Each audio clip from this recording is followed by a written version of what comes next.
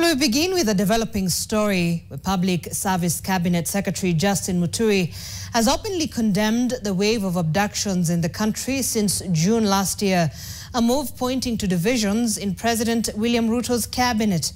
Muturi says government must take decisive action against the development if it is to maintain its democratic standing.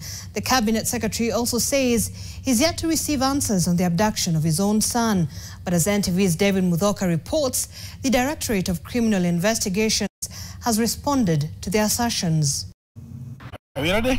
Public Service Cabinet Secretary Justin Muturi has now resorted to attacking his own government over the spate of abductions in the country. I've been quiet for some time now. In an unprecedented move by a high-ranking official in the government, Muturi says the state cannot continue to deny existence of the abductions. On Friday last week, to wit the 3rd of January, at a funeral in Embu, I stated categorically that it was not possible for the government to say that it did not know anything about the abductions, because that amounts to shunning its responsibility on accountability. That is why I took the issue with a statement made by the Inspector General of Police that he did not know where the abductees are. In my view, the government cannot be excused for abdicating its duty of protecting the lives and property of the people of Kenya. Muturi delving into the abduction of his own son Leslie, who was abducted and released at the height of the Gen Z-led protests last year. I have personally served as my son was abducted and disappeared, and I was not sure whether he was alive or dead, making us anxious and leaving me and my wife and the rest of the family in turmoil. It must be remembered that at that time, I was the serving Attorney General of the Republic of Kenya, and as is well known, a member of the National Security Council as comprised under Article 240 of the Constitution. The CS says he has even approached the president over the issue, but a lack of answers pushed him to condemn the abductions openly, come what may. I am fully conscious of the doctrine of collective responsibility of cabinet, that when you are a victim at a personal level, you also have a life, you have rights under the same constitution that brings in the doctrine of collective responsibility to speak out.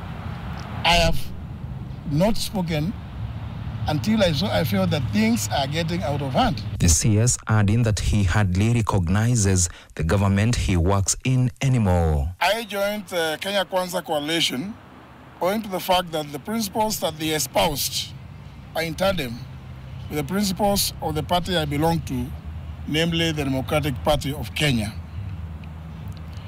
Many friends and political colleagues at the time warned me against joining the coalition, but at a personal level, I was persuaded that it would be driven by the ideals and the values that the coalition stated. At some point, the CS appeared to have wanted to announce something major, only to retreat. Ladies and gentlemen, I have taken this unusual... The CS would, however, clarify that resignation was not on the cards. Was after the stinging statement, the Directorate of Criminal Investigations, DCI, has responded to Muturi's claims on his son's abduction. In the statement to newsrooms, the DCI states, and I quote, "The alleged case of abduction involving CS Justin Muturi's son is active before DCI Kilimani. It is unclear what course of action President William Ruto will be taken against Justin Muturi, who is one of the members of his new cabinet, for openly slamming the government. Will he let the attacks slide, or will heads be rolling? Time will tell." David Muthoka, NTV, Nairobi.